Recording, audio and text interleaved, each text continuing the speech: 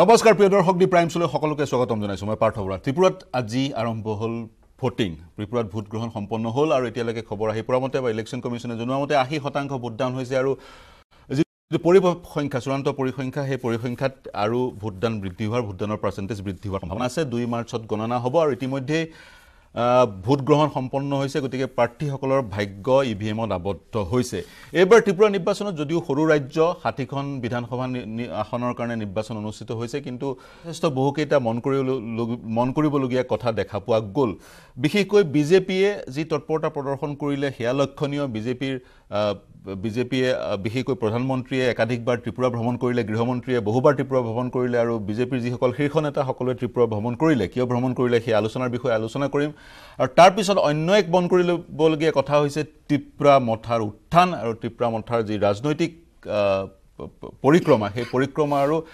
যি ধৰণে অৱতীৰ্ণ হ'ল নিৰ্বাচনত এয়াও এক মন কৰিবলগীয়া কথা তেওঁলোকৰ মূল এক অন্যতম দাবী আছিল পৃথক ত্ৰিপুৰালেণ্ড কিন্তু যিহেতু কোনো এটা ৰাজনৈতিক দলে সেই প্ৰতিশ্ৰুতি প্ৰদান নকৰিলে গতিকে এককভাৱে একলা চলো নীতিৰে ত্ৰিপুৰা মথাই অৱতীৰ্ণ হ'ল ৰাজনৈতিক যুঁজত আৰু এক প্ৰকাৰ ত্ৰিপুৰা মথাৰ মুৰব্বী প্ৰদ্যুৎ মাণিক্য বিক্ৰম দেৱ বৰ্মাৰ বিশেষকৈ জনজাতীয় লোকসকলৰ মাজত যথেষ্ট পপুলাৰিটি জনপ্ৰিয়তা দেখা পোৱা গ'ল আনহাতেদি চিপিএমৰ লগত চিৰবৈৰী কংগ্ৰেছৰ মিত্ৰালী হ'ল বিজেপিক প্ৰতিহত কৰাৰ স্বাৰ্থত টিএমচি অৱতীৰ্ণ হ'ল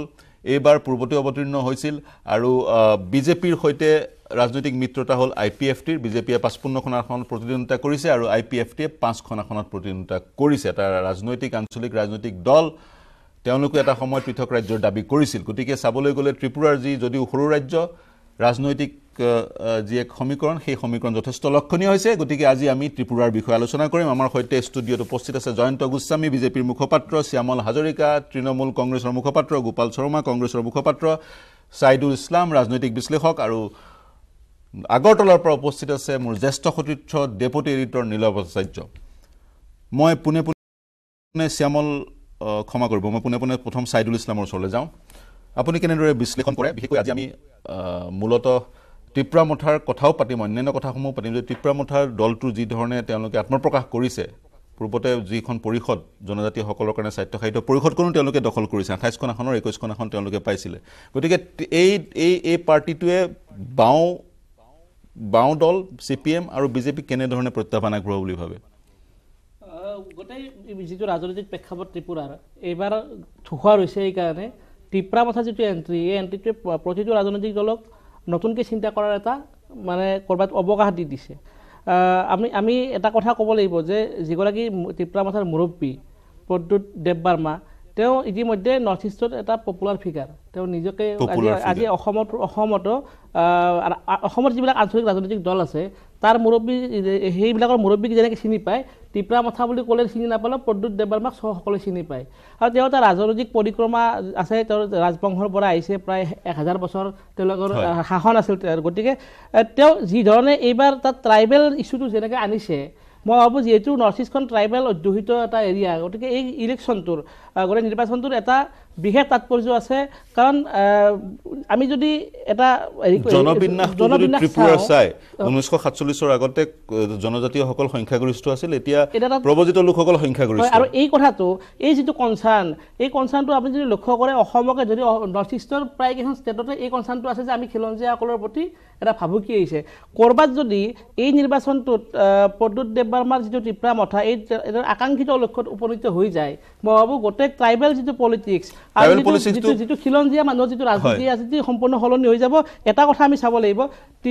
ত্ৰিপুৰাৰ যিসকল ত্ৰিপুৰী আছে সেইখিনি মানুহৰ জনসংখ্যা প্ৰায় 30% তেওঁলোকে 30% জনসংখ্যা অৰ্থাৎ প্ৰদ্যুৎ মাণিক্য দেৱ বৰ্মনৰ পিতৃ বা তেওঁৰ ৰাজ পৰিয়ালৰ যিসকল প্ৰজা আছিল 30% আৰু 70% বেংগলী কমিউনিটিৰ আৰু আপুনি যেতিয়া তাত যিটো ককবৰা ভাষা সেই ভাষাটো লৈ ইতিমধ্যে এটা ৰাজনীতি হৈছে আৰু 70% জিঅ'গ্ৰাফিকেল এৰিয়াত এই 30% মানুহ কনচলিডেট হৈ আছে বিতৰণ হৈ আছে 12 লাখ লোক আছে 12 লাখ লোক আছে 20টা সমষ্টিত তেওঁলোকৰ প্ৰভুত্ব আছে আৰু ইণ্টাৰেষ্টিং কথাটো এনেকুৱা যে 2018 চনত যিটো নিৰ্বাচন আছিল সেই যি 20টা সমষ্টি আছে তাৰে 18টা সমষ্টিত বিজেপিয়ে বা বিজেপিৰ যি এলায়েন্স আছিল IPFT তেওঁলোকৰ মানে প্ৰাৰ্থী জিকিছিল গতিকে এইবাৰ যদি টিপ্ৰামথাই আমি ধৰি ল'লো মাত্ৰ 20টা সমষ্টিত তেওঁলোকৰ খুব ভাল উত্থান হৈছে বুলি ধৰি ল'লো তেতিয়াও কিন্তু বিজেপিৰ কাৰণে এই গোটেই অংকটো ক'ৰবাত খেলি লাগিব আৰু কিং মেকাৰ ৰূপে আত্মপ্ৰকাশ কৰিব পাৰে মই আহিম পুনৰ আপোনাৰ আপুনি যিটো খিলঞ্জীয়া ৰাজনীতিৰ কথা কৈছে মই যদি অসমত এটা উদাহৰণ দিওঁ প্ৰমোদ বড়োৱে শাসনলৈ অহাৰ আগতে তেওঁৰ এপছুৰ বা প্ৰমোদ বড়োৰ নেতৃত্বৰ এপছুৰ মূল দাবী আছিলে ডিভাইডেশ্যন 50-50 যেতিয়া তেওঁ শাসনলৈ আহিলে ডিভাইডেশ্যন 50-50 কথা তেওঁ নকয় অনুৰূপ ধৰণে এনেকুৱাও হ'ব পাৰে বিজেপিয়ে চৰকাৰ বনালে প্ৰদ্যুৎ মাণিক্য দেৱবৰ্মাৰ পাৰ্টিটো চৰকাৰৰ সহযোগী হ'ল আৰু সেই গেটাৰ টিপলেন পাহৰি গ'ল এনেকুৱা কথা মই খুব মাইনটলি এটা খুব মাইনটলি লক্ষ্য কৰিছোঁ যি টিপ্ৰামথাৰ মুৰব্বীগৰাকীৰ যিটো লেংগুৱেজ সেই লেংগুৱেজটোত কিন্তু কৰবাত অলপমান কিন্তু এৰা ধৰা কৰাৰ পৰিৱেশ কিন্তু তেওঁ ৰাখিছে যে মোৰ লাগে এৰা ধৰা কৰাৰ পৰিৱেশ ৰাখিছে তেওঁ নিজে প্ৰতিদ্বন্দ্বিতা কৰা নাই তেওঁ নিৰ্বাচনী এখন ভাষণত তেওঁ ৰাজনীতি ত্যাগ কৰিলো বুলি ক'লে তাৰপিছত ক'লে মই ৰাজনীতিত থাকিম কিন্তু ইলেক্ট্ৰেল পলিটিক্সত নাথাকো সেই প্ৰস্পেক্টটো যদি মোক ক'ব দিয়ে মই ক'ব পাৰোঁ মই আহিম আপোনাৰ ওচৰলৈ আহিম মই নীলৱ আচাৰ্য সংযুক্ত হৈ আছে আগৰতলাৰ পৰা নীলৱ আচাৰ্য আপোনাৰ পৰা বিশ্লেষণ বিচাৰিম আপুনি 10 দিন ধৰি ত্ৰিপুৰাত বাহৰ পাতি আছে বিভিন্ন আপুনি সমষ্টিলৈ গৈছে তাৰ পৰা বাতৰি আমাক যোগান ধৰিছে গতিকে কেনে ধৰণৰ পৰিৱেশ এতিয়া ভোট গ্ৰহণ সমাপ্ত হ'লনে আৰু চূড়ান্ত পৰিসংখ্যাটো কি মতদানৰ চক এনেইতো 5টা বজাতে ভোটদান শেষ হৈছে সময় কিন্তু যেহেতু বহু এনেকুৱাকৈ ভোটদান কেন্দ্ৰত এতিয়াও বহু ভোটাৰ সোমাই আছিল সেইবাবে ভোটাৰসকলক টোকেন দিয়া হৈছিলে আৰু ভোটদান চলি আছিলে যেতিয়ালৈকে সেই ভোট কেন্দ্ৰটোত থকা ভোটাৰসকলৰ ভোট সাব্যস্ত কৰা বা মতদান সাব্যস্ত কৰা শেষ হৈ নাযায় আৰু সেই গতিকে এতিয়ালৈকে যি সংখ্যা আপোনাৰ মতদানৰ সংখ্যা সেই সংখ্যাটো যোৱাবাৰ প্ৰায় 91% আছিলে এইবাৰো আশা কৰা হৈছে যে প্ৰায় 90ৰ ওচৰা গৈ হ'বগৈ তাৰমানে এক ভাল সংখ্যক মতদাতাই এইবাৰ মতাধিকাৰ সাব্যস্ত কৰিছে সেয়া ডেমক্ৰেচিৰ বাবে ভাল চাইন ইলেকশ্যন কমিশ্যনে এইবাৰ প্ৰতিজ্ঞাবদ্ধ আছিলে আৰু আপ্ৰাণ চেষ্টা কৰিছিলে যে এইবাৰ যেন ফ্ৰী এণ্ড ফেয়াৰ ইলেকশ্যন হয় মানুহ ঘৰলৈ পৰা ওলাই আহে তাত ভোট কেন্দ্ৰলৈ আহোঁতে কোনো বাধা প্ৰদান কৰা নহয় কোনো হিংসা নহয় আৰু যদি চাই কম বেছি পৰিমাণে খুব শান্তিপ্ৰিয় ভোটদান হৈছে অকল কেৱল মাত্ৰ প্ৰায় বহু ঠাইত EVM মেচিন বিকল হোৱা খবৰ আহিছিলে আৰু লগতে কেইবাটাও ঠাই য'ত ধনপুৰ সমষ্টিৰ লগত আৰু বহু কেইটা সমষ্টিত বিক্ষিপ্ত ঘটনা হৈছে য'ত কিছুমান কৰ্মীয়ে আন দলৰ কৰ্মীক হয়তো আক্ৰমণ কৰিছে নহ'লে গাড়ী ওভাৰঅল পিসফুল ইলেকশ্যন নিলয় ওভাৰঅল পিসফুল ইলেকশ্যন নহয় জানো ওভাৰঅল পিসফুল ইলেকশ্যন হয় আজি ৰাতিপুৱা আপুনি মানিক বাবুৰ সৈতে কথা পাতিছিলে তেওঁৰ মন্তব্য লৈছিলে মই মানিক চৰকাৰ প্ৰতিমা ভৌমিক আৰু প্ৰদ্যুৎ দেৱবৰ্মন তিনিওজনৰ আপুনি মন্তব্য লৈছিল তিনিওজনে ভোট দিবলৈ আহিছিল আৰু তিনিওজনৰ দুজনে নিৰ্বাচনত প্ৰতিদ্বন্দ্বিতা কৰিছে এওঁলোকৰ সংক্ষেপত এওঁলোকৰ ভূমিকাটো আপোনাৰ পৰা জানিব বিচাৰিম কাৰণ এওঁলোক যথেষ্ট চৰ্চাত আছে তিনিজন ব্যক্তি মানিক বাবু ভৌমিক আৰু প্ৰদ্যুৎ প্ৰথমতে হয় প্ৰদ্যুৎ মাণিক্য প্ৰথমতে কথা কব আমাৰ এজন বক্তাই কৈছিলে যে ট্ৰাইবেল পলিটিক্স আচলতে এইবাৰ আপুনি ত্ৰিপুৰা মথা মানে গুট আৰু ত্ৰিপুৰা মানে হি তেখেত জগন্নাথ লুল সেই মথাৰ এইবাৰ যদি আপুনি উত্থান দেখে হয় আৰু এই মথাৰ যদি উত্থান দেখে আৰু কক বৰক বুলি ক'লে বৰক মানে মানুহ সো আপোনাৰ এই যদি আপুনি মথাৰ যদি উত্থান দেখে তেতিয়াহ'লে মথাৰ উত্থানৰ আঁৰত এইবাৰ যদি উত্থান দেখে তেতিয়াহ'লে একমাত্ৰ ৰাজাক আপুনি সেই শ্ৰেয় দিব লাগিব আৰু ৰাইজে এই যি লোকসকল আছে টিপ্ৰাচা লোক কয় বা টিপ্ৰাচাবাসীসকলে সেইসকলে এইবাৰ যদি ভোট দিছে ত্ৰিপুৰা মথা কেৱল মাত্ৰ ৰজাক চাই ভোট দিছে মই যিকেইখন সভা কমপক্ষে 8খন সভা মই প্ৰদ্যুৎ মাণিক্যৰ বিভিন্ন সমষ্টিত তাত উপস্থিত আছিলোঁ আৰু তাত যি আবেগ ৰজাৰ প্ৰতি আবেগ আচলতে তাত ৰজাৰ যেতিয়া ভাষণ দিয়া মানুহে কান্দি ৰজা শুনে ৰজাক সোমোৱাৰ লগে লগে সকলোৱে ৰজাৰ ভৰি ধৰি সেৱা কৰে আজি যেতিয়া ৰজাই নিজে ভোটদান কৰিব গৈছিলে তাত বৃদ্ধ মহিলা এগৰাকীয়ে ৰজাক 100 টকা এটা দিছিলে দি কৈছিলে এই আশীৰ্বাদ দিছোঁ তোমাক এই টকাটো দলৰ কামৰ বাবে ব্যৱহাৰ কৰিবা সো তেনেকুৱা এটা ৰজাৰ ইমেজ আছে যদিও ৰজাগৰাকী কলিকতাত বেছি সময় কটাই ত্ৰিপুৰাত কম সময় কটাই শ্বিলঙত পঢ়া শুনা কৰিছিলে সেইকাৰণে শ্বিলঙত বেছি পঢ়া থাকে আৰু যিহেতু সিন্ধিয়া ডাইনেষ্টিৰ পৰা বিলং কৰে আৰু সেইবাবে সেই ৰাজকীয় তেখেতৰ এক হাবভাৱ আছে কিন্তু কথাটো হ'ল যে তেখেতে আপুনি চাব তেখেতে যেতিয়া এই সমষ্টিবোৰত যায় তেতিয়া যেতিয়া ভাষণ দিয়ে তেখেতে কিন্তু ককবৰক ভাষাত ভাষণ নিদিয়ে তেখেতে হিন্দী ভাষাত ভাষণ দিয়ে যাতে কেৱল মাত্ৰ ককবৰক লোকসকলে যেন তাত যিসকলে ককবৰক বুজে সেইসকলে যেন অকল তেখেতৰ ভাষণ নুবুজে তাত থকা বঙালী তাত থকা মুছলিম তাত থকা অন্য ধৰ্মীয় বা অন্য জনগোষ্ঠীৰ লোকসকলকো তেওঁ আকৰ্ষিত কৰিব পাৰে মই পুনৰ আপোনাৰ ওচৰলৈ যাম নিলয় মই পুনৰ আপোনাৰ ওচৰলৈ যাম তেওঁ কেৱল হয় নিলয় মই পুনৰ আপোনাৰ ওচৰলৈ যাম তেওঁ কেৱল সেই 20টা সংৰক্ষিত সমষ্টিতে প্ৰাৰ্থী প্ৰদান কৰা নাই তেওঁৰ দলটোৱে তেওঁ 48টা সমষ্টিত প্ৰাৰ্থী প্ৰদান কৰিছে অতিৰিক্ত প্ৰায় 28টা সমষ্টিত প্ৰাৰ্থী প্ৰদান কৰিছে কিয় কৰিছে প্ৰাৰ্থী প্ৰদান তাৰ এটা অন্যতম উত্তৰ হ'ব পাৰে তেওঁ যিটো ৰাজনৈতিক দল সেই দলটো জনজাতীয় লোকসকলৰ মাজত তেওঁ সীমাবদ্ধ কৰি থব বিচৰা নাই তেওঁৰ ৰাজনৈতিক দলটোক তাৰ পৰা উলিয়াই নিব বিচাৰিছে মই পুনৰ আপোনাৰ ওচৰলৈ যাম মই আৰম্ভ কৰিছোঁ বিজেপিৰ প্ৰতিনিধি জয়ন্ত গোস্বামীৰ পৰা আপুনি কেনেদৰে বিশ্লেষণ কৰে এইবাৰৰ নিৰ্বাচনটো বিশেষকৈ ত্ৰিপুৰাত বিজেপিয়ে উন্নয়নৰ কথা কৈ আছে বা তেওঁলোকৰ যি নিৰ্বাচনী প্ৰতিশ্ৰুতি সেই প্ৰতিশ্ৰুতিত উন্নয়নৰ যি ধাৰা বিগত 5 বছৰ আছিল সেই ধাৰা আগুৱাই লৈ যোৱাৰ কথা বিজেপিয়ে কৈছে কিন্তু তাৰ মাজতে আমি দেখিলোঁ বিপ্লৱ দেৱক আঁতৰোৱা হ'ল নতুন এজন মুখ্যমন্ত্ৰী আহিলে গতিকে বিজেপিৰ প্ৰস্পেক্টটো আপুনি কেনেদৰে বিশ্লেষণ কৰে কেইখনৰ আশা কৰিছে 18 চনত যেতিয়া ভাৰতীয় জনতা পাৰ্টিয়ে প্ৰথমবাৰৰ কাৰণে ত্ৰিপুৰাত চৰকাৰ গঠন কৰিছিলে দীৰ্ঘদিনীয়া বাম শাসন যে অত্যন্ত অত্যাচাৰী দুৰাচাৰী আৰু দুৰ্নীতিগ্ৰস্ত বাম শাসনক প্ৰতিহত কৰি ভাৰতীয় জনতা পাৰ্টি আৰু IPFটিৰ সংযুক্তভাৱে চৰকাৰ গঠন কৰিছিলে আৰু পৰৱৰ্তী সময়ত যদি চাই তেতিয়াহলে এটা কথা দেখা পাব যে ত্ৰিপুৰাৰ আগৰতলাকে প্ৰমুখ্য কৰি ত্ৰিপুৰাৰ মূল অংশবিলাকত ইতিমধ্যে ৰেলৰ যোগাযোগ ব্যৱস্থা সুনিশ্চিত কৰা হ'ল উৰাজাহাজৰ ব্যৱস্থা আজি ত্ৰিপুৰাৰ লগত ভাৰতৰ বাকী অংশ সংযোজিত কৰা হ'ল একে সময়তে যদি আপুনি ৰাস্তাৰ কথা চাই তেতিয়াহলে আগৰতলাৰ পৰা সিপাইঝালালৈকে জাম্পৈলৈকে একে সময়তে আপুনি যদি চাই সাউথ ইষ্ট ওয়েস্ট ত্ৰিপুৰা গোটেইখিনিকে সামৰি তাত ৰাস্তাৰ জাল বহুৱা হ'ল সুন্দৰ ৰাস্তা হ'ল আপুনি যদি চাই তেতিয়াহলে দেখা পাব যে ত্ৰিপুৰাত যে 6 পে কমিশন চলি আছিল দীৰ্ঘদিন 7 পে কমিশন লাগু কৰা হ'ল 7 পে কমিশনৰ দৰমহা দিয়া হ'ল একে সময়তে যদি চাই ত্ৰিপুৰাত যিবিলাক কেন্দ্ৰীয় চৰকাৰ আঁচনি আপুনি যদি PMY ঘৰৰকে কক লাগিলে টয়লেটৰ ব্যৱস্থা হৈছে সকলো ধৰণৰ সুন্দৰভাৱে যোৱা 5টা বছৰ কাৰ্যকৰী এই কথাবিলাকৰ কাৰণে মই আপোনাক কৈছো এই কথাবিলাকৰ কাৰণে এইবাৰ ত্ৰিপুৰাত ভাৰতীয় জনতা পাৰ্টিৰ পক্ষত ভোটদান হৈছে আৰু এটা কথা মই কৈছো বিভাজিত বিৰোধী আৰু আমাৰ ভাৰতীয় জনতা পাৰ্টিৰ যে ভোট শেয়াৰ এটো অক্ষুণ্ণ থাকিব আৰু যিটো ভাৰতীয় জনতা পাৰ্টিৰ বিপক্ষে যে ভোট হেতু ডিভাইড হ'ব এটো ভাৰতীয় জনতা পাৰ্টিৰ 42% আটাইতকৈ ডাঙৰ কথা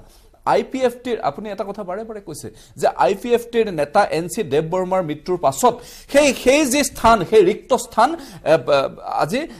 টিপ্ৰা মাথাই লবলৈ সক্ষম হৈছে কিন্তু ভাৰতীয় জনতা পাৰ্টি কোনো ধৰণে টিপ্ৰা মাথাই অসুবিধাত পেলাব পৰা নাই এই কাৰণে পেলাব পৰা নাই যেতিয়া অটোনমাস কাউন্সিলৰ ভাৰতীয় জনতা পাৰ্টি তেওঁকো আক্ৰমণ কৰা নাই গতিকে পোষ্টল এলায়েন্স হোৱাৰ সম্ভাৱনা আছে ৰাজনীতিত সকলো ধৰণৰ সম্ভাৱনা আছে আৰু এটা কথাই মই কওঁ এই যে টিপ্ৰা মাথাৰ নেতৃত্ব যেতিয়া যোৱা সময়ছোৱাত এটা টিভি চেনেলত গুৱাহাটীত যেতিয়া তেওঁ টক শ্ব' কৰিছিলে তেওঁ কৈছিলে যে মোৰ একমাত্ৰ এজনে মোৰ জ্যেষ্ঠ ভাতৃ আছে সেইজনে হৈছে অসমৰ মুখ্যমন্ত্ৰী ডক্টৰ হিমন্ত বিশ্ব শৰ্মা মই সকলো ধৰণৰ কথা বতৰা তেওঁৰ লগত পাতো গতিকে সকলো ধৰণৰ ৰাস্তা ভাৰতীয় জনতা পাৰ্টিৰ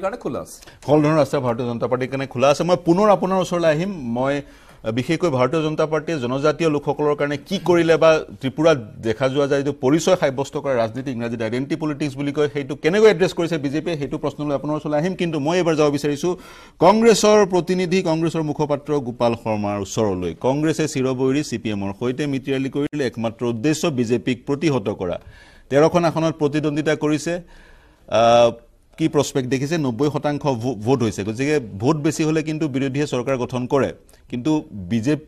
বিজেপিয়ে মন কৰিব বিজেপিৰ শীৰ্ষ নেতাসকলে কলিকতাত গৈ আগৰতলাত গৈ বাহৰ পাতি আছিলে প্ৰধানমন্ত্ৰী দুবাৰকৈ গৈছে গৃহমন্ত্ৰী 4-5 বাৰকৈ গৈছে কিন্তু ৰাহুল গান্ধী এবাৰো আগৰতলালৈ নগ'ল গতিকে বিপৰ্যয় নিশ্চিত বুলি ভাবি ৰাহুল গান্ধী নগ'ল বা শীৰ্ষ নেতৃত্ব নগ'ল নেকি তাৰ আগতে মই এটা কথা কওঁ আপোনাৰ প্ৰথমতে যে পৰিৱৰ্তন মানুহে বিচাৰে কিহৰ কাৰণে বিচাৰে বিভিন্ন কাৰণত আপোনাৰ পৰিৱৰ্তন বিচাৰে 2018 চনৰ পৰিৱৰ্তনটো আহিছিলে কাৰণ আপোনাৰ সেই সময়ত তাত আপোনাৰ CPMৰ প্ৰায় 20 বছৰীয়া এটা শাসন তাত আছিলে আৰু এটা সময়ত যেতিয়া এনেকুৱা দীঘলীয়া শাসনবিলাকত সেইবিলাক আমি দেখিছোঁ প্ৰায় অঞ্চলত এইবিলাক হয় নোহোৱা নহয় যে যেতিয়া শাসন যেতিয়া দীঘলীয়া হৈ যায় তেতিয়াহ'লে সেই কেডাৰবিলাকৰ মাজতো এটা মানে অহংভাৱ এটা আহিবলৈ ধৰে সেইটো CPMৰ মাজতো সেই সময়ত দেখা হয়তো গৈছিলে আৰু তাৰ ফলত মানে আপোনাৰ এইখিনি এডভান্টেজখিনি এই যে আপোনাৰ এই এটা সলনি এটা নতুন এটা মানে এটা সলনি কৰিবলগীয়া সেই সলনিৰ কথাখিনি আহিছিলে আৰু 18 চনত সেই কথাখিনিত কিন্তু আপুনি চাব লাগিব যেতিয়া সেই 18 চনৰ যিটো ইলেকশ্যন হৈছিলে তেতিয়া কিন্তু বিজেপিৰ যিটো আপোনাৰ এনডিএৰ যিটো আপোনাৰ পাৰ্চেন্টেজ আছিলে 43.5 সুইং 1% হয় আৰু সিপিএম আৰু যিটো এছডিএফ আপোনাৰ যিটো আছিলে আপোনাৰ এলায়েন্স তেওঁলোকৰ আছিলে 42.2%। কিন্তু আৰু এটা কথা তাৰ মাজত মই কওঁ কংগ্ৰেছৰ কণ্টেষ্ট কৰিছিলে কংগ্ৰেছে আপোনাৰ চাওক 1972 যেতিয়া ত্ৰিপুৰাখন ফৰ্ম হৈছিলে গঠন হৈছিলে তেতিয়াৰ পাছৰ পৰা কিন্তু আপোনাৰ 80 লৈকে আপোনাৰ কংগ্ৰেছৰ শাসন বা কংগ্ৰেছ আছিলে কিন্তু পৰৱৰ্তী সময়ত কংগ্ৰেছৰ মানে এই ষ্ট্ৰেংথটো কমিলে আৰু বিভিন্ন কাৰণত বিভিন্ন কাৰকৰ কাৰণে আমাৰ নেতাৰ অভাৱ বা তেনেকুৱা ধৰণৰ তাত যিমানখিনি গুৰুত্ব আমাৰ দলে সেই সময়ত দিব লাগিছিলে নিদিয়াৰ কাৰণে এইটো আমাৰ হেৰিটো কমি গ'ল কিন্তু তাত সত্ত্বেও আপোনাৰ এই 18 নিৰ্বাচনত আপোনাৰ 2% আৰু এই 2% আজি কি হৈছে আজি কিন্তু এই পৰিৱৰ্তন আজি চাওক সিপিএম 070 বুলি আপোনালোকে কৈছে 2% সিপিএম ভোট পাইছে 2018ত আপোনালোকক 13খন এখন সিপিএমে দিছে শুনক মোৰ কথাখিনি যেতিয়া 2% কিন্তু সেই সময়ত আপোনাৰ 18ত 2% আমাৰ ভোট কংগ্ৰেছৰ আছিলে এতিয়া আপোনাৰ কি হৈছে আজি ৰাইজে পুনৰ আকৌ আপোনাৰ ইয়াত পৰিৱৰ্তনৰ মানুহে বিচাৰিছে কিয় কাৰণে আপুনি চাব এতিয়া আপোনাৰ এই যেতিয়া এই মানে ল এণ্ড অৰ্ডাৰ সিচুৱেশ্যনটো সিপিএমৰ কথা তেওঁলোকে যিটো কৈছে তাতকে ৱৰ্ষ্ট হৈছে আৰু আপোনাৰ এই জানুৱাৰী 20ৰ পৰা আপোনাৰ ডিচেম্বৰ 22 লৈ চাই যে 707টা আপোনাৰ ৰেপ কেছ তাত আপোনাৰ ৰেকৰ্ড কৰা হৈছে ৰেজিষ্টাৰ্ড 707টা আপোনাৰ ৰেপ কেছেছ আৰু তাত যেটো ক্ৰাইম এগেইনষ্ট ওমেন সেইটো সাংঘাতিকভাৱে বাঢ়ি গৈছে তেওঁলোকৰ আৰু তেওঁলোকৰ আপোনাৰ কেডাৰবিলাকৰ উপদ্ৰৱত মানুহৰ মানে পানী ধান হচৰ অৱস্থা হৈছে তেওঁলোকে ক'ব পাৰে আপোনাৰ বিভিন্ন মানে স্কিমৰ কথা তেওঁলোকে কয় সেইটো তেওঁলোকৰ কয় কিন্তু সেই একচুৱেলি অন মানে হেৰিত ফিল্ডত যিটো আপোনাৰ তাত কিটো ইমপ্লিমেন্টেশ্যন তাৰ যিটো হাৰ ৰেট সেইটো আপোনালোকে সেইখিনি কথা আছে গতিকে আৰু এটা কথা আপোনাৰ যিটো তেওঁলোকে আইপিএফটিৰ লগত আপোনালোকে আৰু এটা কথা যে ইতিমধ্যে কিন্তু এই ইলেকশ্যনৰ আগৰ প্ৰায় 8জন এমএলএ আপোনাৰ বিজেপি আৰু আইএফটিৰ পৰা আপোনাৰ তেওঁলোকে ৰিজাইন দি পেলাই গৈছে তাৰ মানে আপুনি ইমাজিন কৰিব পাৰে দ্য ডেপথ অফ মানে মানুহৰ যিটো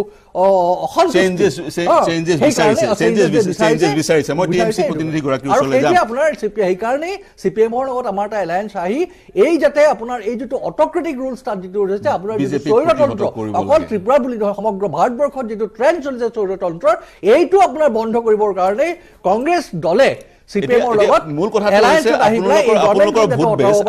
আপোনালোকৰ অংকটো ইমান সৰলো নহয় আপোনালোকৰ ভোট বেছ আৰু সিপিএমৰ ভোট বেছ যোগ হৈ যাব আৰু তাৰপিছত আপোনালোক ওলাই আহিব সেই ধৰণৰ ৰাজনৈতিক পৰিসংখ্যা ইমান বা ৰাজনৈতিক অংক ইমান সহজো নহয় মই টিএমচিৰ মুখপাত্ৰগৰাকী ওচৰলৈ যাম টিএমচি নিৰ্বাচনত অৱতীৰ্ণ হৈছে কিন্তু ৰাজনৈতিক বিশ্লেষকে ক'ব খোজে টিএমচি ইমান তেনে যি ধৰণে আত্মপ্ৰকাশ কৰাৰ তেওঁলোকে পৰিকল্পনা কৰিছিল সেই ধৰণে আত্মপ্ৰকাশ কৰিব পৰা নাই আপুনি কেনেদৰে বিশ্লেষণ কৰে মই আপোনাৰ বিষয়টোত আগতে মই অকমান এটা কৈ ল'ব বিচাৰিছোঁ একৰ্ডিং 2011 সেন্সাছ ত্ৰিপুৰাত বেংগলী স্পিকিং মানুহ হৈছে 65.73 tribal which consist of 19 communities 19টা কমিউনিটি আছে সিহঁতৰ তেওঁলোকৰ পাৰ্চেণ্টেজ হ'ল 31% আৰু ৰিমেইনিং আদাৰ্ছ হ'ল 4%। এটা নিউটনৰ এটা ফৰ্মুলা আছিলে every action has is opposite and equal reaction এই 31% পপুলেশ্যনৰ কথা কৈ যেতিয়া আপুনি উগ্ৰ জাতীয়তাবাদী ভাষণ কিছুমান দিব এইখিনি 69 কনসলিডেট হ'ব তেতিয়া আপোনাৰ এই 64 প্লাস 64 ৰিমেইনিং আৰু আপোনাৰ 4% যিখিনি আদাৰ্ছ কমিউনিটি আছে এই 69% অৰ্থাৎ 70% তিনি ভাগৰ এভাগ মানে আপোনাৰ সমৰ্থন থাকিব বাকি তিনি ভাগ শুদ্ধ কথা কৈছে এলো সংগত কিন্তু এলোকৰ ভোটখিনি টিএমসি লে যাব বুলি আপুনি কেনে মই হেতু কোৱা নাই মই এটা কথাটো কৈছো সাপোজ এটো এটা হৈ গল যে আপোনাৰ 69% মানুহ আপোনাৰ পৰা ওলাই যাব দ্বিতীয় কথাটো এওঁলোকে এটা গৈ ভোটটো দিব ক'ত প্ৰথম কথাটো তেওঁলোকে আগতে যোৱাবাৰ তেওঁলোকে বিজেপিক আকলি লৈছিলে আমি সকলোৱে দেখা পাইছো বিজেপি অকলে সংখ্যাগৰিষ্ঠতা পালে কিন্তু এই লাষ্ট 5টা বছৰত আপুনি দেখা পালে যে বিজেপিয়ে দুজনকে মুখ্যমন্ত্ৰী সলনি কৰিবলগীয়া হ'ল তো এটোৱে এটা ডাঙৰ প্ৰভাৱ পেলাইছে আৰু বিশেষকৈ আপুনি মুখ্যমন্ত্ৰী আহিলে এজন সলনি কৰিছে তো হেতু মানে দুজন 5 বছৰ ভিতৰত দুজন মুখ্যমন্ত্ৰী তেওঁলোকে সলনি কৰিবলগীয়া হৈছে তো এটোৱে এটা ডাঙৰ প্ৰভাৱ পেলাইছে কাৰণ চাওক ত্ৰিপুৰাত দীৰ্ঘদিন ধৰি মানিক চৰকাৰে সবাৰ মুখ্যমন্ত্ৰী আছিলে তো তেওঁলোকে এটা ট্ৰেন্ড থাকে কেজন মুখ্যমন্ত্ৰী তেওঁ যেটো অভিযোগ উত্থাপন কৰিছে তেওঁ যেটো কথা কৈছে জয়ন্ত গোস্বামীয়ে বিৰোধী বহুটা বিভক্ত আইপিএফটি আৰু বিজেপি কনসলিডেট হৈ আছে মই এটা বেলেগৰ কথা নাজানো মই যেটো তৃণমূল স্পোকসপাৰ্সন হিচাপে মই কৈটো ক'ব বিচাৰিছো যে চাওক আজি আপুনি এলায়েন্সটো সিপিএম আৰু কংগ্ৰেছৰ মাজত হ'ল কিন্তু আমাৰ উত্তৰ দুজন বক্তাই কোৱা নিচিনাকে যে 2000 মানে 80 চনৰ আগলৈকে আমি তাত বা টিএমসি হওক বা বিজেপি হওক আমি তাত মানে আমি টিএমসি জন্ম হোৱা নাছিল টিএমসি নাছিল আমি বিজেপি অহা নাছিলে বিজেপি 2018 তে আত্মপ্ৰকাশ কৰিছে তাতে তেতিয়া সিপিএম আৰু কংগ্ৰেছৰ মাজতে এটা মূল প্ৰতিদ্বন্দ্বিতা আছিলে আজি এলায়েন্সটো হ'ব পাৰে ওপৰ লেভেলত হৈ গ'ল বিজেপি 2018 চৰকাৰ বনাইছে কি তাৰ 1950ৰ পৰা জনসংঘ তাত উপস্থিত আছে কিন্তু কথাটো মই ক'ব বিচাৰিছো যে আজি এই যে এলায়েন্সটো হ'ল CPM আৰু লেফ্টৰ মাজত তো আপোনাৰ কিন্তু কংগ্ৰেছৰ মানুহখিনি কিন্তু সহজে ল'ব পৰা নাই মই কৈছো কংগ্ৰেছৰ ভোটখিনি কংগ্ৰেছৰ বাওঁপন্থী চিৰবৰ্তী কংগ্ৰেছৰ ভোটখিনি CPM ট্ৰান্সফাৰ নহয় আৰু সেই ভোটখিনি তেওঁলোকৰ বিজেপিৰ ওচৰত যাব নোৱাৰে কাৰণ সেইটো তেওঁলোকৰ আইডিঅলজিকেল বেলেগ হয় তো সেই ভোটখিনি ট্ৰান্সফাৰ ক'ত আছিলে আমাৰ যিহেতু একাউণ্ট নাছিলে we are nothing to lose আমি তাত 24খনত দিছোঁ আমি চৰকাৰ কৰা কোনো কথা নাহে আমি তাত আমাৰ একাউণ্ট নাছিলে আৰু মই আপোনাক গৃহতাই ক'ব পাৰোঁ আমাৰ তাত এবাৰ একাউণ্ট খোলা হ'ব আৰু আমি এবাৰ হয়তো একাউণ্ট খুলিব হয় আৰু যদি খুব ভাল যদি আপুনি কৈছে 8খনলৈকে আমি আসনটো হয় মই পুনৰ আপোনাৰ ওচৰলৈ আহিম চাইদুল আপোনাৰ ওচৰলৈ যাব বিচাৰিছোঁ আপুনি যদিও ৰাজনৈতিক অংকটো ইমান সৰল নহয় যি ধৰণে ভবা হয় বা যি ধৰণে ৰাজনৈতিক মেটেৰিয়েলি কৰা হয় PMCৰ প্ৰতিনিধিগৰাকীয়ে কৈছে যিসকল বেংগলী ভাষী ভোটাৰ আছে তেওঁলোক কনচলিডেট হ'ব তেওঁলোক শংকিত হ'ব জনজাতীয়সকলে পুনৰ প্ৰভুত্ব প্ৰতিষ্ঠা কৰিলে তেওঁলোক শংকিত হ'ব তাৰ সমান্তৰালকৈ কিন্তু জনজাতীয়সকল যিসকল এক প্ৰকাৰ অস্তিত্বৰ সংকটত ভুগিছে তেওঁলোকৰ নিৰাপত্তা তেওঁলোকৰ সুৰক্ষা সাংবিধানিক সুৰক্ষা তেওঁলোকে যি দাবী কৰে সেয়াও ন্যায্য দাবী তেনে ক্ষেত্ৰত ৰাজনীতিটো কেনেদৰে আগবাঢ়িছে বুলি ভাবে চাওক ত্ৰিপুৰা মথাই এতিয়ালৈকে চিফ মিনিষ্টাৰ কেণ্ডিডেট দিয়া নাই তেওঁলোকৰ মূল দাবী হৈছে গ্ৰেটাৰ ত্ৰিপুৰা তেওঁলোকৰ যিটো পলিটিকেল যিটো তেওঁলোকৰ আইডেণ্টিটি সেই আইডেণ্টিটিৰ দ্বাৰা তেওঁলোকে এটা মুভমেণ্ট চলাব খুজিছে যিখিনি এতিয়ালৈকে তেওঁলোকৰ যিটো ষ্টেটমেণ্টবিলাক আহিছে আৰু তেওঁলোকে সেইকাৰণে ক'তো কোৱা নাই চৰকাৰ গঠন কৰিব বুলি তেনেকুৱা প্ৰেক্ষাপটত এই বিষয়টো যিটো আমি এতিয়া আলোচনা কৰি আছোঁ যে কাৰ ভোট ক'ত যাব সেই কথা এতিয়া ক'ব নোৱাৰি আৰু তেখেতে এটা কথা কৈছে মইতো কোনো পাৰ্টিৰ নহয় কিন্তু মই যিখিনি বুজি পাওঁ পলিটিকেল মই সেইখিনি কথাই ক'ম এতিয়া ধৰি লৈছোঁ কংগ্ৰেছৰ ভোটখিনি TMCলৈ গুচি যাব কংগ্ৰেছৰ এই যোৱা নিৰ্বাচনত ভোট আছিল কিমান 2% not 2%, it is less than 2%, 1.79%.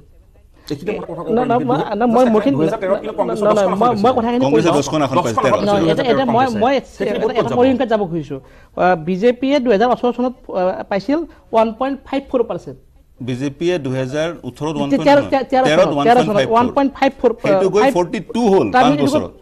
কিমানখিনি পাৰিলে এটা এই যিখিনি ভোট মই ভাবো কংগ্ৰেছৰ যিখিনি ভোট কংগ্ৰেছৰ ভোট তেতিয়া আছিল 36.53%। 2013 চনত ইয়াৰে 35% ভোট মোটামুটি 34% ভোট বিজেপিলৈ নগ'লেও আমি ধৰি লৈছোঁ বিজেপিলৈ চিফ্ট হৈ গুচি গ'ল। এতিয়া এই ভোটখিনি আপোনাৰ তৃণমূল কংগ্ৰেছলৈকে যদি যাবলৈ থাকে কংগ্ৰেছৰ ভোটখিনি থাকিল কিমান 1.79%। গতিকে এইটো মই নাভাবোঁ যে তাত খুব সাংঘাতিক কিবা প্ৰভাৱ পৰিব এইটো মই নাভাবোঁ। কিন্তু গোটেই যিটো পলিটিকেল চিনাৰিঅ' এই গোটেই পলিটিকেল চিনাৰিঅ'টোত মই এটা কথা লক্ষ্য কৰিছোঁ যে ত্ৰিপুৰাৰ নিৰ্বাচনটো বিজেপিৰ কাৰণে আটাইতকৈ বেছি ফ্ৰুইটফুল এই যি তিনিখন নিৰ্বাচন হ'বলৈ গৈ আছে আটাইতকৈ বেছি ফ্ৰুইটফুল হোৱাৰ সম্ভাৱনা আছে। এতিয়া আপুনি যদি লক্ষ্য কৰে মেঘালয়ৰ নিৰ্বাচন বা নাগালেণ্ডৰ নিৰ্বাচন আপুনি তাক ক'ব নোৱাৰে কাৰণ কোন জিকিবলৈ ক'ত কেতিয়া গুচি যাব মেঘালয় আৰু নাগালেণ্ডৰ নিৰ্বাচন কিছু সুকীয়া কিন্তু এই বহুখিনি পৰিমাণে অসমৰ ৰাজনীতিৰ লগত কিন্তু আপুনি আকৌ এই ত্ৰিপুৰাৰ ৰাজনীতিখিনি মিলাব পাৰে ক'ৰবাত আমি ৰিলেট কৰিব পাৰোঁ। গতিকে ত্ৰিপুৰা মথাৰ যিটো পলিটিকেল অংক সেই অংকটোৰ লগত বাকীবিলাকত নিমিলে। কিন্তু এটা কথা 100% নিশ্চিত ত্ৰিপুৰা মথা কিন্তু 20খন চিটত তেওঁলোকে খুব ফৰ্মিডেবল এটা ফ'ৰ্চ হিচাপে কিন্তু আহিব সংৰক্ষিত চিটসমূহত হয়তো ক'ৰবাত তেওঁলোকে 12খন চিটো পাব পাৰে 15খনো পাব পাৰে কিন্তু কাৰোবাৰ কাৰণে যে বিপদ হ'ব এই কথাটো নিশ্চিত। যদি 15খন বা 13খনেই পায় কিং মেকাৰ হিচাপে আত্মপ্ৰকাশ কৰিব তেতিয়াই আৰু যদি উলম্ব হাউচ হয় হাং এছেম্বলি হয় তেতিয়াতো বিজেপি চৰকাৰ বনাব যি ধৰণে সকলোকে দেখা পোৱা যায়। এতিয়া মই সেই পইণ্টত যাব খুজিছোঁ যে তেওঁ বিভিন্ন সময়ত কৈ আছে তেওঁ যদি গ্ৰেটাৰ ত্ৰিপুৰাৰ দাবী কৰি আছে কিন্তু ক'ৰবাত কথাখিনি কওঁতে গ্ৰেটাৰ ত্ৰিপুৰাৰ সমান একে ধৰণৰ অট'নমাছ ক্ষমতাসম্পন্ন খুব সাংঘাতিক ক্ষমতাসম্পন্ন য'ত তেওঁলোকে নিজৰ পুলিচ এডমিনিষ্ট্ৰেশ্যন কৰিব পাৰে আত্মনিয়ন্ত্ৰণ তাতকৈ অলপ বেছি পাৱাৰফুল বিচাৰিছে খুব তেওঁলোকে নিজা পুলিচ পৰ্যন্ত বিচাৰিছে। যদি তেনেকুৱা এটা কিবা কথা আহিব লাগে কাৰণ তেওঁলোকে গভমেণ্টত থাকিব কাৰোবাৰ লগত নহয় কাৰোবাৰ লগত থাকিবই গতিকে থাকিব লাগিলে যিখিনি নেগচিয়েশ্যনৰ পইণ্ট সেই পইণ্টখিনি কিন্তু বিজেপিৰ লগত মিলিব। সেইটোৱে আজি তেওঁ বাৰ্গেনিং পজিশ্যনত থাকিবলৈ সেইসমূহ কৈছে। উদাহৰণস্বৰূপে for the sake of discussion আমি ধৰি ল'লোঁ বিজেপিয়ে চৰকাৰ গঠন কৰিছে আৰু ত্ৰিপুৰা মথা অংশীদাৰ হ'ল ত্ৰিপুৰা মথা দল অংশীদাৰ হ'লৰ প্ৰদ্যুৎ মাণিক্য দেৱবৰ্মা বাহিৰতে থাকিলে ত্ৰিপুৰা মথাৰ আন সদস্য মন্ত্ৰিত্বৰ বাব পালে তেওঁলোকৰ যি দাবী পৃথক ৰাজ্যৰ সেই দাবীটো তেতিয়া কিমান তেওঁলোকে সুদৃঢ় কৰি ধৰি ৰাখিব পাৰিব সেইটো এটা মই সেই কথাটো ক'ব খুজিছোঁ কৰবাত তেওঁলোকে গ্ৰেটাৰ ত্ৰিপুৰাৰ যিটো দাবী সেইটো শ্বিফ্ট কৰি পেলাই টোটেল অটনমিৰ ফালে যে আমাক এটা নিৰ্দিষ্ট এৰিয়া থাকিব এই এৰিয়াত আমাৰ সম্পূৰ্ণ শাসন চলিব তেনেকুৱা এটা কৰবাত নেগচিয়েশ্যন পইণ্ট এটা ওলাব পাৰে কাৰণ নেগচিয়েশ্যন কৰিব লাগিলে তেওঁলোকে বিজেপিৰ লগত কৰিব পাৰিব কিন্তু কংগ্ৰেছৰ লগত এইকাৰণে নোৱাৰে কংগ্ৰেছ চেণ্টাৰত নাই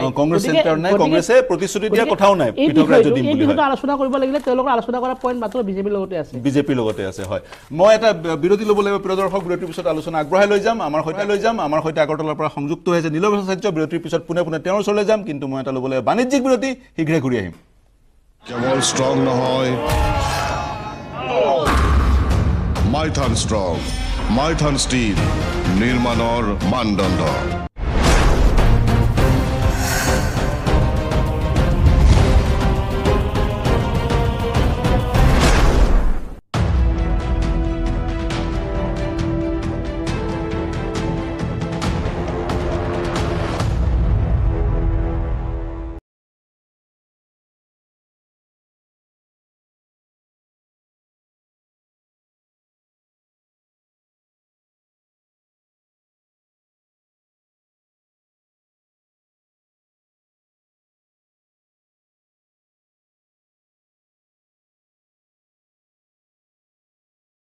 নমস্কাৰ প্ৰিয় দৰ্শক বিৰতিৰ পিছত সকলোকে স্বাগতম জনাইছোঁ দ্বিতীয়টো খণ্ডত উপনীত হৈছোঁ পুনে নীলয় ভট্টাচাৰ্যৰ ওচৰলৈ যাম নীলয়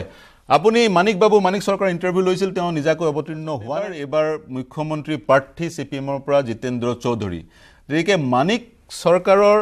এই নিৰ্বাচনটোত তেওঁ কেনেদৰে জড়িত হৈ আছিল তেওঁৰ প্ৰভাৱ কেনেকুৱা তেওঁ কিয় নিজাববীয়াকৈ নিৰ্বাচন নেখেলিলে তেওঁৰ বয়স 72 বছৰ 20 বছৰ ধৰি তেওঁ মুখ্যমন্ত্ৰী হৈ আছিল আৰু অসম ভাৰতবৰ্ষৰ এজন বহুল চৰ্চিত মুখ্যমন্ত্ৰী বহু কথা তেওঁৰ বিষয়ে শুনা যায় তেওঁ 1 টকা দৰমহা নলয় যিখিনি দৰমহা তেওঁ মুখ্যমন্ত্ৰী হিচাপে পাইছিলে বা এতিয়াও বিধায়ক হিচাপে পায় সেইখিনি দৰমহা তেওঁ পাৰ্টি ফাণ্ডত দিয়ে ইত্যাদি বহুত কথা তেওঁৰ পৰা শুনা যায় বা ভাৰতবৰ্ষৰ অন্যতম এজন দুখীয়া মুখ্যমন্ত্ৰী হিচাপে তেওঁ জনাজাত তেওঁৰ ভূমিকাটো কেনেদৰে আপুনি বিশ্লেষণ কৰে নীলয়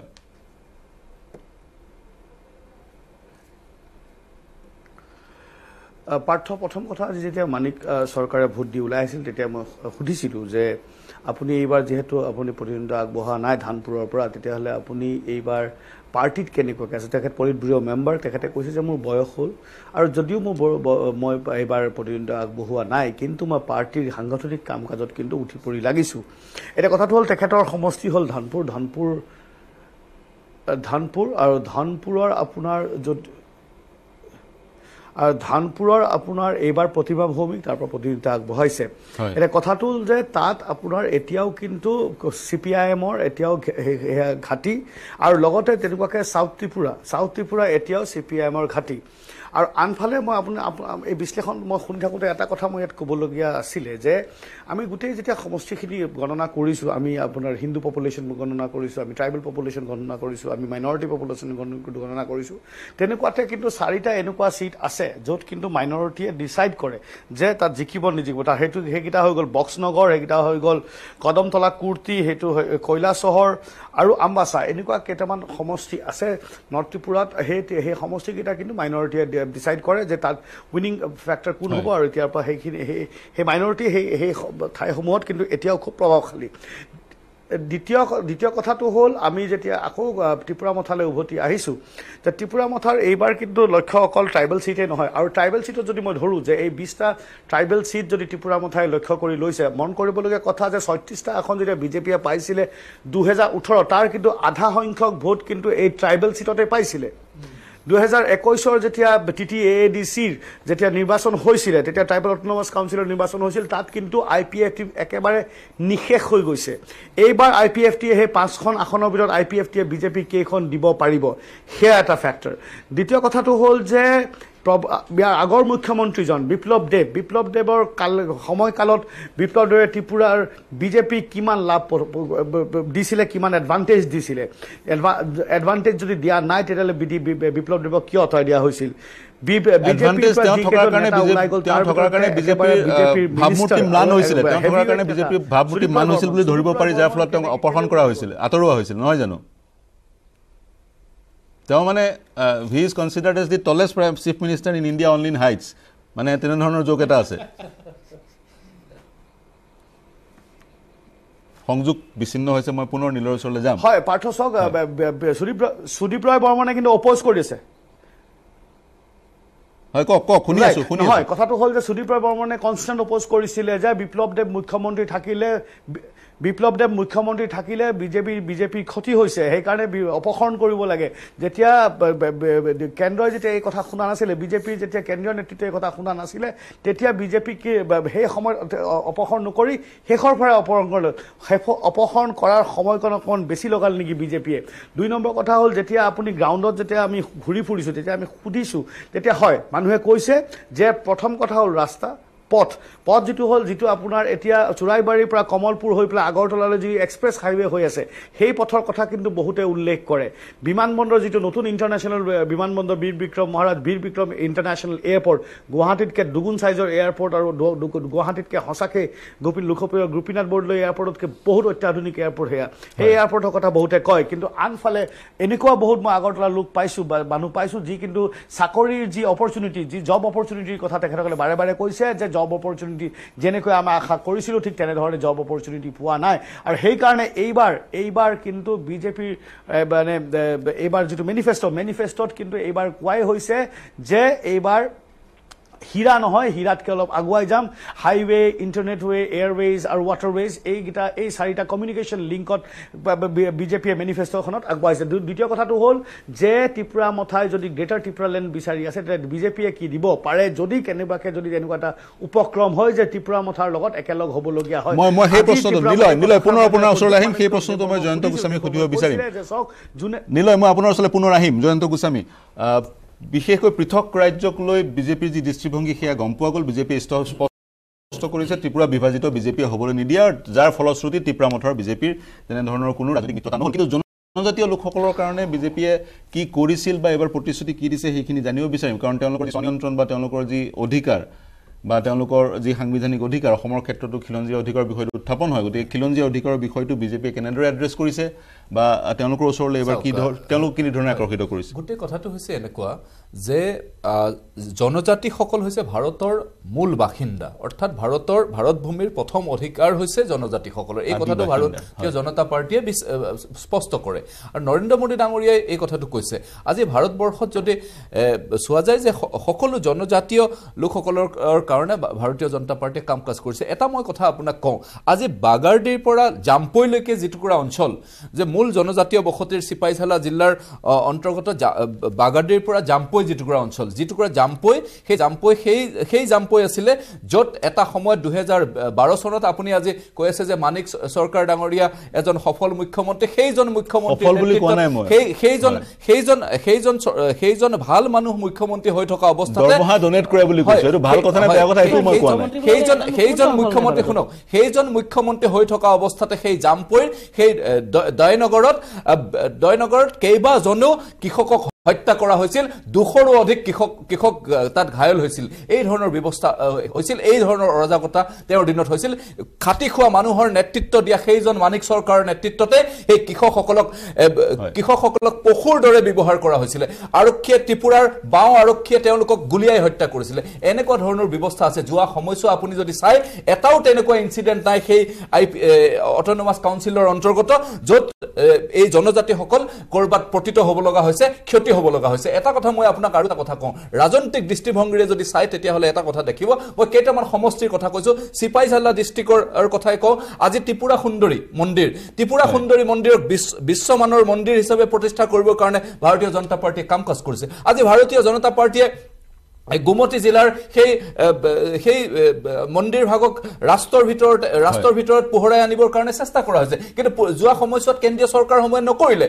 যাৰ কাৰণে ত্ৰিপুৰাৰ যি আংশীদাৰ আমাৰ কৰক বৰকসকল আমাৰ ত্ৰিপুৰাসকল আজি বিভাজিত হৈ আছিলে তেওঁলোকৰ অন্তৰৰ পৰা আজি দিল্লী বহুদূৰ এই ধৰণৰ কথা বতৰাবিলাক আহিছিলে কিন্তু নৰেন্দ্ৰ মোদী ডাঙৰীয়াৰ নেতৃত্বত এইখন চৰকাৰে কিন্তু তেওঁলোকক আকোৱালি ল'বৰ কাৰণে চেষ্টা কৰিছে এটা কথা মই আপোনাক কওঁ এইবাৰ যি আপুনি যিটো এটা স্পেকুলেশ্যন কৰা হৈছে যে সেই 20টা সমষ্টিত আমাৰ হ'ব নেকি কিন্তু মই আপোনাক এটা কথা স্পষ্ট কওঁ কেইটামান সমষ্টিৰ কথা কওঁ মই আপোনাক গোলাঘাটী সমষ্টিৰ কথা কওঁ চিপাঝাৰ জিলাৰ এটা অন্যতম সংৰক্ষিত কথা কৈ আছে নিশ্চিতভাৱে সংৰক্ষিত সমষ্টি সেই সমষ্টিত আজি যদি চাই তেতিয়াহ'লে দেখিব তাত যি জনজাতিসকলৰ লোকতকৈ অধিক ভোট তাত নন ট্ৰাইবছৰ অধিক ভোট আছে আৰু একেটা সময়তে বহুকেইটা এনেকুৱা সমষ্টি আছে এই 20টা সমষ্টিৰ ভিতৰতে য'ত জনজাতীয় ভোটাৰৰ পৰিমাণতকৈ নন ট্ৰাইবছৰ ভোট বেছি আছে কিন্তু এটা পাৰচেপশ্যন দিবলৈ চেষ্টা কৰিছে আজি ত্ৰিপুৰা মাথাই সংগঠনটোক লৈ এটা পাৰচেপশ্যন দিবলৈ চেষ্টা কৰা হৈছে যে তেওঁলোকৰ লগত সমগ্ৰ ত্ৰিপুৰাৰ যেটো কৰক বৰক কোৱা লোকসকল ট্ৰাইবেলসকল আহিলে কিন্তু ভুল কথা আজি ব্ৰ'ৰ প্ৰতিনিধি প্ৰথমবাৰৰ কাৰণে মন্ত্ৰীসভাত ভাৰতীয় জনতা পাৰ্টিয়ে দিছে আৰু যদি বহু বছৰৰ পাছত ত্ৰিপুৰাৰ জন্মৰ পাছত প্ৰথমবাৰৰ কাৰণে এবাৰ কংগ্ৰেছৰ নেতৃত্বত তাত ত্ৰিপুৰীসকলৰ মুখ্যমন্ত্ৰী হৈছিলে কিন্তু পৰৱৰ্তী সময়ত আজি সেই পৰৱৰ্তী দীৰ্ঘদিনৰ মূৰত ত্ৰিপুৰাত প্ৰথমবাৰৰ কাৰণে উপ মুখ্যমন্ত্ৰীৰ দায়িত্ব পালে এজন ত্ৰিপুৰী লোকে গতিকে ভাৰতীয় জনতা পাৰ্টিয়ে ত্ৰিপুৰীসকলক সন্মান দিছে ত্ৰিপুৰীসকলৰ উন্নয়নৰ কাৰণে কাম কাজ কৰিছে আৰু সেইকাৰণে এইবাৰ ভোটদান কৰিব মই কংগ্ৰেছৰ মুখপাত্ৰগৰাকী ওচৰলৈ আহিম IPFTৰ কথা কোৱা হৈছে IPFTয়ে 5খন আসনত প্ৰতিদ্বন্দ্বিতা কৰিব আৰু IPFTক বিজেপিয়ে 5খন আসন দিছে যদিও সহযোগী দল আছিলে গোস্বামী ডাঙৰীয়াক কৈছে যোৱাবেলি যি চৰকাৰ আছিলে মুখ্যমন্ত্ৰী পদবীটো দিয়া হৈছিল উপমুখ্যমন্ত্ৰী পদবীটো দিয়া হৈছিল NC দেৱবৰ্মাক এতিয়া প্ৰশ্নটো হৈছে IPFT জিষ্ণু দেৱবৰ্মা প্ৰশ্নটো হৈছে এতিয়া IPFT এটা ৰাজনৈতিক দল আঞ্চলিক ৰাজনৈতিক দল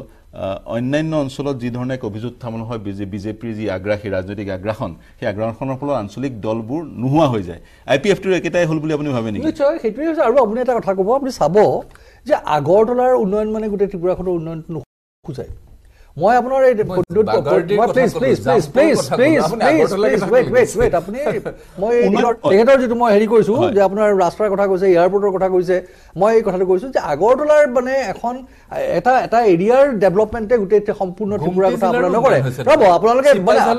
আৰে ৰ'ব না আপুনি শুনক এতিয়া আপোনাৰ এই যে আপোনাৰ মাণিক্য দেৱ বৰ্মাই যিখিনি কথা কৈ আছে আপোনাৰ যিটো ইলেকশ্যন আপোনাৰ কেম্পেইনিঙৰ সময়ত তেওঁ কৈছে তেওঁলোকৰ এই ভাৰতীয় জনতা পাৰ্টিৰ যে আমাৰ এই এৰিয়াটোৰ প্ৰতি ইমানেই যে তেওঁলোকৰ মৰম টোটেল আপোনাৰ যিটো গোটেই ত্ৰিপুৰাৰ যিটো আপোনাৰ ফাণ্ডিং ব্যৱস্থা তাৰ অনলি 2% অকল এই আপোনাৰ অট'নমাছ ডিষ্ট্ৰিক্ট কাউন্সিললৈ তেওঁলোকে পঠিয়ায় সেইটোৱে হ'ল তেওঁলোকৰ মানে হেৰি কৈছে তাত বাৰে বাৰে কৈছে যে তাত ৰোডছ নাই তাত ৰাস্তাৰ অৱস্থা বেয়া তাত স্বাস্থ্যৰ তাত পৰীক্ষাৰ অৱস্থা তাত অৱস্থা নাই গতিকে এই কথাবিলাক যেতিয়া তাত আপোনাৰ প্ৰকট হৈছে কথাখিনি তেতিয়া তাৰ জৰিয়তে আপোনালোকে এইটো আপোনাৰ সুন্দৰকৈ জানিব পাৰে যে ভাৰতীয় জনতা পাৰ্টিৰ এই মিঠা মিঠা সুন্দৰ শব্দশৈলী লগাই কোৱা কথাবোৰৰ লগত যে তেওঁলোকৰ ফিল্ডত যে একদম সুন্দৰভাৱে হৈছে তাৰ অংশীদাৰ ট্ৰাইবেলসকল জনজাতীয় লোকসকল স্বাভাৱিকতে হৈছে এতিয়া আত্মনিয়ন্ত্ৰণৰ প্ৰশ্নটো বিজেপিয়ে কেনেকৈ এড্ৰেছ কৰিব তেওঁলোকৰ কোনটো আত্মনিয়ন্ত্ৰণৰ প্ৰশ্নটো তেওঁলোকে যি দাবী কৰি আছে তেওঁলোকৰ এসময়ত প্ৰভুত্ব সদায় সেই একেটা বস্তু আপুনি চাব আপোনাৰ আজি নাগালেণ্ডত সেই একতা অৱস্থা হৈছে তেওঁলোকে নাগা সমস্যা সমাধানৰ কথা কৈছে ইফালে আপোনাৰ নাগা সমস্যা সমাধান আজিলৈকে কৰিব পৰা নাই গতিকে চম্ভালিব পৰা নাই তেওঁলোকে এটা মানে আপোনাৰ সময়ত তেওঁলোকে হৈছে কমিটমেণ্ট এটা কৰি দিয়ে দিয়াৰ পিছত সেই বস্তু তেওঁ টানি থাকে আৰু শেষত তেওঁলোকে সেইটো কৰি নিদিয়ে আপুনি চাওক আজি নাগালেণ্ডত আপুনি চাব নাগালেণ্ডত সেই 5খন ৰাজ্য ডিষ্ট্ৰিক্ট ইষ্টৰ 5খন ডিষ্ট্ৰিক্ট মিলি এখন আপোনাৰ ফ্ৰণ্টিয়াৰ নাগালেণ্ডৰ দাবী কৰি ৰখা হৈছে তেওঁলোকৰ এতিয়া এই লাষ্ট মমেণ্টত তেওঁলোকে সেইটো মানে হেৰি কৰিছিলে বহিষ্কাৰ কৰিব বিচাৰিছিলে লাষ্ট মমেণ্টত মানে মিনিষ্ট্ৰী অফ হোম এফেয়াৰ্ছে মাতি নি পেলাই তেওঁলোকক ক'লে ঠিক আছে আমি এইটো কৰি আছো তোমালোকে খালি এইটো বহিষ্কাৰ নকৰিবা ঠিক তেনেধৰণে প্ৰত্যেক ক্ষেত্ৰতেই প্ৰত্যেক এৰিয়াতে আপুনি চাব আৰু আপোনাৰ এই যে আপোনাৰ ৰিজনেল পাৰ্টিবিলাকতো এফালৰ পৰা নাইকিয়া কৰি গৈছে আপুনি য'তেই বিজেপিত গৈছে ততেই আপোনাৰ এইবিলাক আপোনাৰ ৰিজনেল পাৰ্টিবিলাক নাইকিয়া আমাৰ অসমতে BPFৰ কি অৱস্থা হ'ল আজি মানে BPFৰ আপোনাৰ হাগ্ৰামাই তৰ্জন গৰ্জন কৰিব লগা হৈছে তেওঁ বাৰে বাৰে মানে তেওঁৰ নিজৰ যিটো আণ্ডাৰমাইন কৰি হ'লেও বাৰে বাৰে তেওঁ বিজেপিৰ ওচৰত আহিছে কিন্তু তেওঁ যেতিয়া অসন্মানিত হয় আজি কৈছে যে কোকৰাঝাৰ আৰু মানে এটা কথা আছে এতিয়া আঞ্চলিক প্ৰতিনিধি নাই যদি ধ্বংস পাইছে তেওঁলোকৰ নিজৰো কিছুমান কাৰণ থাকিব হ'লে এটা কথাটো হৈছে কি ৰাজনৈতিক দল হিচাপে তাকেই কৈছো তেওঁলোকে যিসকল আদিবাসীৰ কথা কয় তেওঁলোকে যিসকল ট্ৰাইবেল যে বনবাসী বুলি কয় তেওঁলোকক আদিবাসী তেওঁলোকে বনবাসী গতিকে সেইটোত এটা তেওঁলোকে এটা কয় কথা আৰু তেওঁলোকক ইনচাল্ট কৰে তেওঁলোকৰ শব্দশৈলীৰ মাজেৰে তেওঁলোকে উন্নয়নৰ কথা কয় কিন্তু আল্টিমেটলি আপোনাৰ আপুনি চাওক আজি আপোনাৰ যিটো আপোনাৰ জব ক্ৰিয়েশ্যন তেওঁলোকে টোটেলি ফেইল নট অনলি আপোনাৰ নৰ্থ ইষ্টাৰ্ণ ৰিজন আপুনি এটা বস্তু চাব চেণ্টাৰত যিখন গভৰ্ণমেণ্ট থাকে সাধাৰণতে ইয়াত আপোনাৰ এই গভৰ্ণমেণ্ট চৰকাৰ মানে কাৰণ তেওঁলোকৰ ফাণ্ডৰ যিটো ৰিকুৱাৰমেণ্ট সদায় আপোনাৰ হেৰি কম থাকে কাৰণে আপোনাৰ চেণ্টাৰত থকা যিটো সেইফালে আমাৰ ষ্টেটবিলাক গুচি যায় এই কথাটো আপোনাৰ চাব আজি যদি কেনেবাকৈ আপোনাৰ চেণ্টাৰত গৈ কাইলৈ যদি আমাৰ কেজুৱেলে গভৰ্ণমেণ্ট ফৰ্ম কৰে কাইলৈ আপোনাৰ ধাম আপোনাৰ নাইকিয়া হৈ যাব কেজুৱেলৰ পাছত চব আহি যাব যদি কংগ্ৰেছ যদি গভৰ্ণমেণ্ট তালৈ গুচি আহে কংগ্ৰেছৰ পাছত আকৌ তেনেকৈ আপোনাৰ আহিব গতিকে আপোনাৰ নৰ্থ ইষ্টৰ যিটো আপোনাৰ ৰাজনীতি কিন্তু এই যিটো বাঞ্ছনা হৈছে এই নৰ্থ ইষ্টাৰ্ণ ৰিজনত আপোনাৰ ত্ৰিপুৰাই কওক ত্ৰিপুৰাই নাই কথাত আজি দেৱবৰ্মা মাণিক্য দেৱ বৰ্মা ওলাই আহিব লগা মানুহ নহয় এটা আপোনাৰ এটা ইমোশন চাইছে কি ধৰণে আপোনাৰ আজি ইমান বছৰ ধৰি আজি তেওঁলোকে যেনেকৈ ডিপ্ৰাইভ কৰিছে সেই ডিপ্ৰাইভ কৰাৰ কাৰণে তাৰ এগেইনষ্টে তেওঁলোকে আহিছে আৰু আকৌ তেওঁলোকে ক'বলৈ গৈছে তাত বোলে নহয় ট্ৰাইবেলৰ এটা আমাৰ মাইনৰিটি মানুহ আছে তেওঁলোকৰ সেই ট্ৰাইবেল মানুহক আমাৰ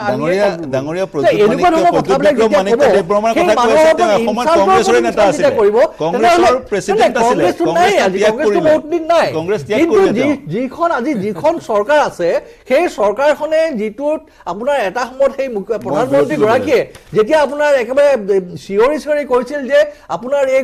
মানে চৰকাৰৰ যিবিলাক আপোনাৰ এই টিভি চেনেল বা আপোনাৰ এইবিলাকক বিশ্বাস কৰিব নোৱাৰি এটা যদি বিশ্বাসযোগ্য আপোনাৰ অনুষ্ঠান আছে সেইটো হৈছে BBC আৰু সেই BBCক আজি তেওঁ বেন কৰিবলগীয়া অৱস্থা হৈছে আপোনাৰ আজি সদায় তেওঁলোকে যদি স্বৈৰতান্ত্ৰিক যিটো মানে আপোনাৰ শাসন ব্যৱস্থা কৰিব বিচাৰিছে তেওঁলোকে আল্টিমেটলি এক পাৰ্টি মানে আপোনাৰ শাসন ব্যৱস্থালৈ গৈ আছে তেওঁলোকে ভাৰতবৰ্ষক আপোনাৰ এখন হিন্দু দেশ হিচাপে কৰিবলৈ গৈছে আজি আপোনাৰ অসমতে যিটো অৱস্থা হৈছে তেনেকুৱা ধৰণৰ কথাবিলাকত তেওঁলোকে আগবাঢ়িছে য'ত একচুৱেলি তেওঁলোকৰ যিটো আপোনাৰ উন্নয়ন যিটো আমাৰ নৱপ্ৰজন্মৰ তেওঁলোকক যিটো কৰ্মসংস্থাপন এই যে আপোনাৰ বাঢ়ি যোৱা দৈনন্দিন যেটা আপোনাৰ কষ্টলি যিটো মানে হেৰি হৈছে সেইটো কমৰ সেইবিলাক কৰিব নোৱাৰি তেওঁলোকে ইছ্যু ডাইভাৰ্ট কৰি পেলাই মানুহক মই এটা বিৰতি ল'ব লাগিব কৰ্মসংস্থাপনৰ কথা কৈছে কৰ্মসংস্থাপন ত্ৰিপুৰাত বিশেষকৈ কৰ্মসংস্থাপন দিয়াৰ বিজেপিৰ কি প্ৰতিশ্ৰুতি সেই বিষয়ে কথা পাতিম মই এটা বাণিজ্যিক বিৰতি ল'ব লাগিব বাণিজ্যিক বিৰতিৰ তাৰ পিছত আমি এই আলোচনা আগবঢ়াই লৈ যাম বিশেষকৈ TMCৰ প্ৰতিনিধিগৰাকী আৰু ৰাজনৈতিক বিশ্লেষকগৰাকীক প্ৰশ্ন সুধিব নোৱাৰিলো এইটো খণ্ডত বিৰতিৰ পিছৰ খণ্ডটো তেওঁলোকৰ ওচৰলৈ যাম কিন্তু এই মুহূৰ্তত ল'ব লাগিব এটা বাণিজ্যিক বিৰতি শীঘ্ৰে ঘূৰি আহিম কেৱল ষ্ট্ৰং নহয় মাইথান ষ্টীল নিৰ্মাণৰ মানদণ্ড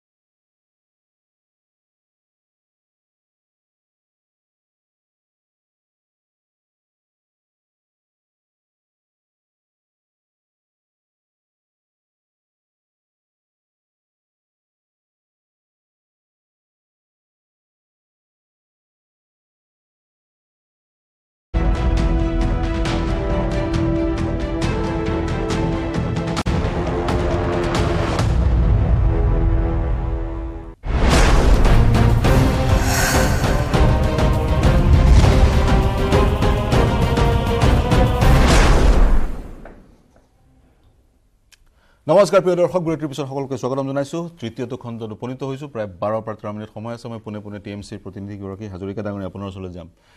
TMCৰ আপুনি ইতিমধ্যে বিশ্লেষণ কৰিলে ত্ৰিপুৰাৰ কথা, কিন্তু TMCয়ে দেখা গৈছে তৃণমূল কংগ্ৰেছে উত্তৰ পূৰ্বাঞ্চলৰ একাধিক ৰাজ্যত তেওঁলোকে প্ৰৱেশ কৰিব বিচাৰিছে, ৰাজনৈতিকভাৱে তেওঁলোক সবল হ'ব বিচাৰিছে। মেঘালয়ৰ যদি চাবলৈ যোৱা যায়, মেঘালয়ৰ কংগ্ৰেছৰ গোটেইকেইজন নেতা, প্ৰায় বহুকেইজন নেতা, 7-8জনমান বিধায়কে TMCত যোগদান কৰিলে আৰু TMCৰ নেতৃত্ব মেঘালয়লৈ আহিছে, ত্ৰিপুৰালৈ গৈছে। ত্ৰিপুৰাত শক্তিশালী ৰূপত আত্মপ্ৰকাশ কৰা নাই বুলি ৰাজনৈতিক বিশ্লেষকে ক'ব খোজে। মেঘালয়ত কেনেকুৱা হৈছে? মেঘালয়ত খুব ভাল হৈছে। মই আপোনাক এইটোৱে কৈছোঁ যে আজিৰ দিনত আপোনাক মেঘালয়ত আমি ছিংগল লাৰ্জেষ্ট পাৰ্টি হ'বলৈ গৈ আছোঁ। মই আপোনাক এইটো নকওঁ যে আমি এককভাৱে চৰকাৰ কৰিব পাৰিম, কাৰণ মেঘালয়ত আপুনি যদি ট্ৰেণ্ডটো চাই 2008, 2013 আৰু 2018, মই আপোনাক এইখিনি মোক জাষ্ট 1 মিনিট সময় দিব। 2008 আপুনি চাওক, কংগ্ৰেছে 25খন ছিট পাইছিলে, ছিংগল লাৰ্জেষ্ট পাৰ্টি। হয়। NCP আছিল দ্বিতীয় স্থানত, 14খন। থাৰ্ড আছিল UDP, ইউনাইটেড ডেমক্ৰেটিক পাৰ্টি। হয়। থাৰ্ড হাইষ্ট পাৰ্টি, মানে থাৰ্ড সংখ্যাগৰিষ্ঠ পাৰ্টি নাছিলে তেতিয়া আপোনাৰ NCP আছিলে তেতিয়া। সেই মানে আপোনাৰ NPPৰ পিছতহে আহিলে PS Agma। কিন্তু এই থাৰ্ড লাৰ্জেষ্ট পাৰ্টিটোৱে চৰকাৰ কৰিছিল ডংকুপাৰ ৰয়। ফাৰ্ষ্ট লাৰ্জেষ্ট পাৰ্টি INC পাৰা নাছিল 25খন, NCP নোৱাৰিলে থাৰ্ডে পাৰিলেগৈ। আপুনি যদি 2013 বাদ দিয়ক, মানে কংগ্ৰেছে এককভাৱে কৰিলে। 2018 চনত যদি আপুনি চাই, ইণ্ডিয়ান নেশ্যনেল কংগ্ৰেছ 21খন, NPP 20খন। তো এইবাৰৰ চৰকাৰখনত দুজনকৈ বিজেপি মাত্ৰ দুজন বিধায়ক আছে। UDP এটা বস্তু ক'ব বিচাৰিছোঁ, UDP উৎখান্ত চাওক। UDP 6 পাইছে 2018, 2013 পাইছে 8 আৰু 2008 মই কৈ আছোঁ, আজি TMCয়ে যদি এককভাৱে 15খন বা 16খন আসন পাই যায়, মই আপোনাক কোৱা নাই যে এবছলিউট মেজৰিটি 31খন পাব, 56ত খেলায়। কিন্তু আজি আপুনি যদি যায়, আপুনি আপোনালোকৰ মানে যিখিনি ইনফৰমেশ্যন আপুনি কালেক্ট কৰি চাব পাৰে, আজিৰ দিনত মেঘালয়ত আমি এটা বহুত ভাল স্থিতিত আছোঁ, প্ৰথম কথাটো। আৰু যদি এনেকুৱা এটা মৰ্চা চৰকাৰ হয় যে আমি 15খনলৈ ধৰিছোঁ, 4ভাগ এভাগ, এইটো এটা পজিটিভ মেছেজ আহিব। আপোনালোকে যদি 10খনো আসন পালে, তাই 9জন যদি বিজেপিলৈ গুচি যায়, তেওঁলোক এণ্টি ডিফেকশ্যনত নাথাকিব। কাইলৈ কি হ'ব সেইটোৰ ওপৰত নিৰ্ভৰ কৰি আপুনি নিৰ্বাচন অৱতীৰ্ণ নহয়। কাইলৈ কোনোবা জিকিলেও কোনোবা যাবগৈ পাৰিব নে কথাটো। আৰু দ্বিতীয় কথাটো আপোনাৰ ত্ৰিপুৰাৰ কথাটো ক'ব বিচাৰিছোঁ। চাওক, এটা সময়ত ত্ৰিপুৰা তেনেকুৱা হৈছিল, যিখিনি কথা অকণমান আগতে কওঁতে আপুনি মোক ধৰকচোন ক'ব চান্স নাপালোঁ। এটা সময়ত যেতিয়া মানে কংগ্ৰেছৰ লগত অকল CPMৰ ফাইট হৈছিলে, তাত অকল ৰঙা পতাকা দেখুওৱা হৈছিলে, লুকাই কিছুমানে কংগ্ৰেছ কৰিছিল। ঠিক তেনে অৱস্থাত খুব মাৰধৰ খাই সেই কংগ্ৰেছৰ যিখিনি কৰ্মীসকলে বহুত মাৰধৰ খাই 2018, 2013 চনত 10খনকৈ আসন পাইছিল। 10খন আসন ধেমালি নহয়, কিন্তু 60খনৰ ভিতৰত 10খন পোৱা মানে 6ভাগ এভাগ অপজিশ্যন লিডাৰ তেওঁলোক আছিলে। কিন্তু সেই কংগ্ৰেছ নিশেষ হৈ পেলাই 2018 শূন্য হৈ গ'ল। এতিয়া বহুতে কৈছে মাত্ৰ কংগ্ৰেছৰ লগত 2% আছে। 2%ৰ ভেলু কি? 2%ৰ ভেলু বহুত। আমি শেহতীয়াভাৱে যদি চাওঁ, আপুনি হিমাচলত চাওক, হিমাচল আজি বিজেপি পৰাজিত হৈছে 0.5%। মই কথাটো কৈছোঁ 0.5%। আপোনাৰ নিৰ্বাচনত 2% বহুত ডাঙৰ এটা অংক। সেইখিনি মানে সেইখিনি পাৰ্চেণ্টেজ যিখিনি জেগাত কেন্দ্ৰীয় দিয়া নাই। শ্যামল ডাঙৰীয়া, কথাটো হৈছে আপোনালোকে এলায়েন্সো কৰিব পাৰিলে হয়। TMCৰ মমতা বেনাৰ্জীটো কংগ্ৰেছৰ নেতৃত্বৰ সৈতে ভালেই সম্বন্ধ। আমি ইয়াত 24খন নে 25খন ছিট দিছোঁ, 28খন দিছোঁ। আমি তাত 30ৰ ওপৰত দিয়াই নাই, আমি চৰকাৰ কৰিব পাৰা আমাৰ সেনেকুৱা সুবিধাজনক আমি স্থিতিত নাই। কিন্তু প্ৰাক নিৰ্বাচনী এটা আমি লাইক মাইণ্ডেড পাৰ্টিৰ লগত হ'ব। আমি এতিয়া ইফালেও যাব নোৱাৰোঁ, আমি এফালে সাপ আছে, এফালে বিং হৈ আছে। আমি ধৰক এতিয়া বাওঁপন্থীৰ লগত আমি এলায়েন্স কৰিব নোৱাৰোঁ, তেনেকুৱা কথা হৈছে। এফালে বিজেপি আছে তাতে আগ্ৰাসীৰ ওপৰত। তো আমি সেইকাৰণে আমাৰ যি সাংগঠনিক শক্তি সেই হিচাপে আমি আগবাঢ়িছোঁ। আৰু মই আপোনাক এটা কথা ক'ব পাৰোঁ, আজিৰ দিনত যে মই 2 তাৰিখে আপোনাক লগ পাম, আমি ত্ৰিপুৰাত আমাৰ একাউণ্ট খোলাটো বা খাটাং, আমি একাউণ্ট খুলিম। একাউণ্ট খুলিম। আৰু মই আপোনাক এজন বিধায়ক বুলি মই কোৱা নাই, মই আপোনাক কৈছোঁ মিনিমাম আমি 5-6জন ধৰি থৈছোঁ। আৰু এজন বিধায়ক হ'লে খুব ৰিস্কি, তেওঁ এণ্টি ডিফেকশ্যনতো নপৰে। আৰু এটা কথা কংগ্ৰেছৰ যিখিনি ভোট আছে নহয়, কাৰণ কংগ্ৰেছৰ অকল 13খন আসনত দি পেলাই আণ্ডাৰষ্টিমেট কৰা হ'ল। সেই বাকী যিখিনি কংগ্ৰেছৰ মেইন ভোটাৰখিনি ইমান দিন কষ্টকৈ তেওঁলোকে যুঁজি আছিলে, সেই ভোটখিনি ডাইৰেক্ট ট্ৰেন্সফাৰ হ'ব। তেওঁলোকে এতিয়া বিজেপিলৈ ট্ৰেন্সফাৰ নহয়, কাৰণ তেওঁলোকৰ আদৰ্শভাৱে বিজেপি এটা বেলেগ হৈ যায়। তো তেওঁলোকক মানে TMCলৈ যাবলৈ বেছি সুবিধাজনক হয়, আৰু TMCলৈ মানে আৰামত শ্বিফ্ট হ'ব এইখিনি ভোট। হয়, শ্বিফ্ট হ'ব। মই 2 তাৰিখে আপোনাৰ সৈতে পুনৰ কথা পাতিম। মই চাইদুল আপোনাৰ ওচৰলৈ যাম। আপুনি কেনেদৰে বিশ্লেষণ কৰে? বিশেষকৈ এটা কথা মই গোপাল শৰ্মা ডাঙৰীয়াক সুধিছিলোঁ, IPFTৰ উত্থান পতনৰ কথা সুধিছিলোঁ। ৰাজনৈতিক দলবোৰ, বিশেষকৈ আঞ্চলিক ৰাজনৈতিক দলবোৰ বিজেপিৰ সন্মুখত তেওঁলোকে তিষ্ঠি থাকিব পৰা নাই। তাৰ কাৰণ বিজেপিৰ আগ্ৰাসী এটা মনোভাৱ নে অন্য কিবা, আৰু এটা ৰাজনৈতিক দলে নিজৰ প্ৰচাৰ চলাবই বা নিজৰ এক্সপানশ্যন কৰিবই।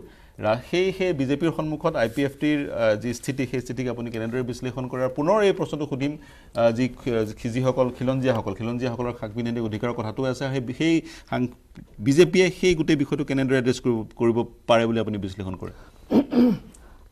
IPFTৰ যিটো পলিটিকেল ট্ৰেণ্ড আমি যোৱাবাৰ দেখিছোঁ, তেওঁলোকে 9খন আসন পাইছিল, মানে খেলিছিল, 8খন জিকিছিল, এখন তেওঁলোকে হাৰিছে। এইবাৰ 5খন কিয় দিয়া হ'ল? আৰু ইয়াৰ আগত তেওঁলোকে মাত্ৰ এখন ছিট জিকিছিল 2013 চনত। এইবাৰ তেওঁলোকে যোৱাবাৰ তেওঁলোকে 18 চনত 8খন জিকিছে, 7খন মানে বাঢ়িছে তেওঁলোকৰ। এতিয়া তেনেকুৱা প্ৰেক্ষাপটত আপোনাৰ এতিয়া বিজেপিৰ যিটো মানে আগ্ৰাসন, সেই আগ্ৰাসনটো ক'ৰবাত বিগত সময়খিনিত মানে IPFT দুৰ্বল কৰিছে। আৰু IPFTৰ যিটো ভোট বেছ, সেই ভোট বেছটো আপোনাৰ মেইনলি ট্ৰাইবেল। সেই ট্ৰাইবেল বেল্টত ইতিমধ্যে ত্ৰিপুৰা মথাৰ প্ৰচণ্ড উত্থান হৈছে। আমি এই কথাটো কৈছোঁ, কোন জিকিব কোন হাৰিব বেলেগ কথা, কিন্তু তেওঁলোকে এটা পলিটিকেল মুভমেণ্ট এটা মানে সেইটো নিৰ্বাচনী পৰ্যায়ত আনিব পাৰিছে। কথাটো আছে যোৱাবাৰ 8খন আসন IPFT পোৱাৰ পিছতো এইবাৰ তেওঁলোকক মাত্ৰ 5খন আসনহে দিয়া হ'ল। তেওঁলোকে বাৰ্গেনিং কৰিব নোৱাৰাৰ কাৰণটো এইটো ত্ৰিপুৰা মথাৰ উত্থানে তেওঁলোকৰ যিটো মূল বেছ, সেই বেছটোত ক'ৰবাত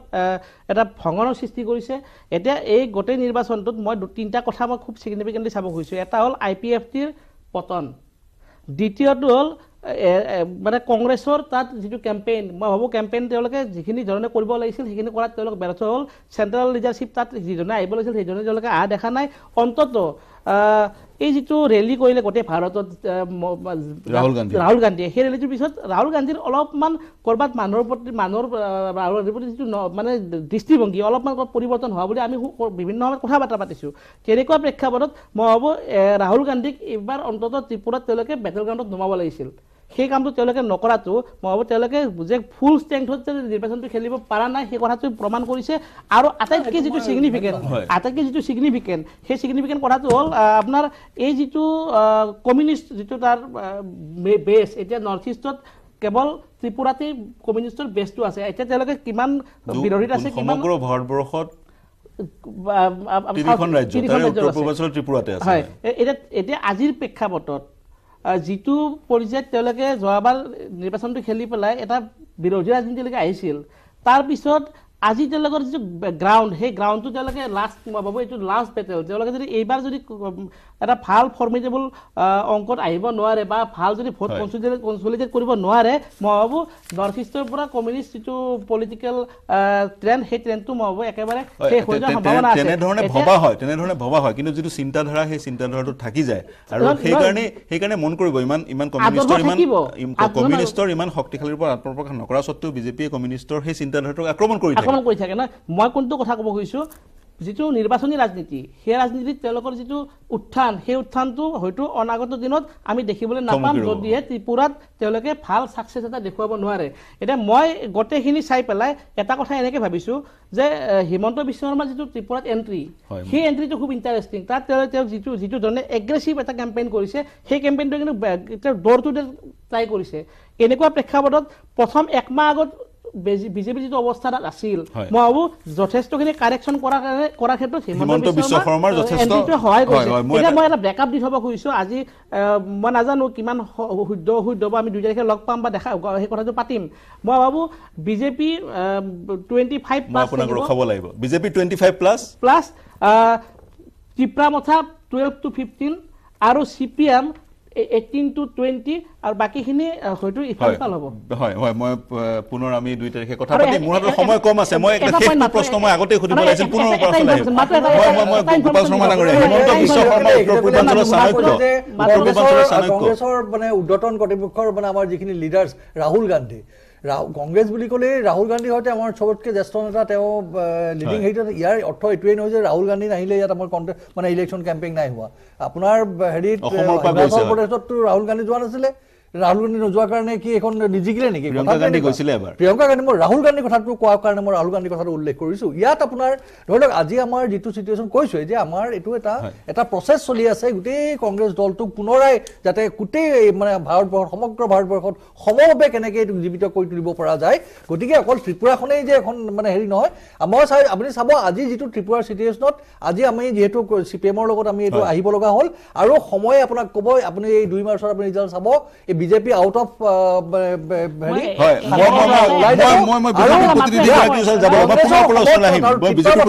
যাব লাগিব। হিমন্ত বিশ্ব শৰ্মাৰ প্ৰভাৱ আপুনি কেনেদৰে বিশ্লেষণ কৰে উত্তৰ পূৰ্বাঞ্চলৰ চাণক্য? আজিৰ তাৰিখত ডক্টৰ হিমন্ত বিশ্ব শৰ্মা ডাঙৰীয়া কেৱল মাত্ৰ উত্তৰ পূৰ্বাঞ্চলতে নহয়, সমগ্ৰ ভাৰতবৰ্ষৰে এজন অত্যন্ত শক্তিশালী নেতা, আৰু সেই কথাটো তেওঁ ইতিমধ্যে প্ৰতিষ্ঠা কৰিছে। আৰু ত্ৰিপুৰাত এইবাৰ তেওঁৰ যি এগ্ৰেছিভ নিৰ্বাচনী প্ৰচাৰ, এই প্ৰচাৰে নিশ্চিতভাৱে ত্ৰিপুৰাত আমাক 40খন আসনৰ ওপৰলৈকে লৈ যাব আমি নিশ্চিতভাৱে এককভাৱে তাত চৰকাৰ গঠন কৰিবৰ কাৰণে সক্ষম হ'ম আৰু এটা কথা আমি মেঘালয়ৰ প্ৰেক্ষাপটত মই আপোনাক কৈছো মেঘালয়ত সৰ্বকালৰ সৰ্বশ্ৰেষ্ঠ আমাৰ ৰিজাল্ট হ'ব আমি চৰকাৰ গঠন কৰিবলৈ মেঘালয়ত গৈ আছো নাগালেণ্ডত আমি নেফিউৰিও আৰু আমাৰ মাজত একত্ৰিতভাৱে তাত চৰকাৰ গঠন হ'ব গতিকে আহিবলগীয়া তিনিখন ৰাজ্যতে আমাৰ চৰকাৰ হ'ব আৰু মেঘালয়ত আপুনি ক'লে এককভাৱে চৰকাৰ হ'ব নিশ্চিতভাৱে আমি মোৰ হাতত সময় কম আছে আটাইতকৈ শক্তিশালী দল শক্তিশালীৰ ওপৰত মই এটা কথা কৈছো ত্ৰিপুৰাৰ ওপৰত মই এটা জাষ্ট আপোনাৰ ভৱিষ্যতবাণী কৰিছো যে আপোনাৰ ত্ৰিপুৰা মাথাৰত গোটেই বাকজুৰিটো থাকিব তেওঁলোকে যাৰ লগত এলায়েন্স কৰে মই এনেকুৱা লাগি আছে যে মানে বাওঁপন্থী আৰু কংগ্ৰেছৰ এলায়েন্সটো 16 আৰু এফালে কংগ্ৰেছ যদি 18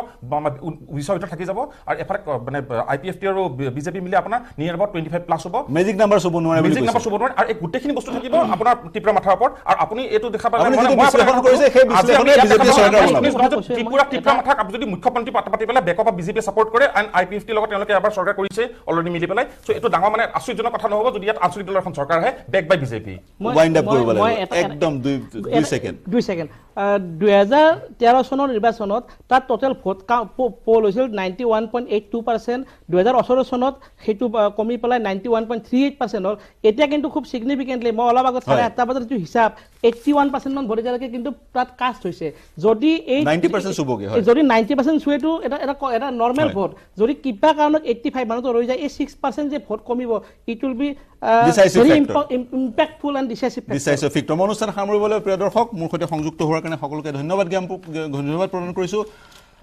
প্ৰিয় শুভৰাত্ৰি কেৱল ষ্ট্ৰং নহয়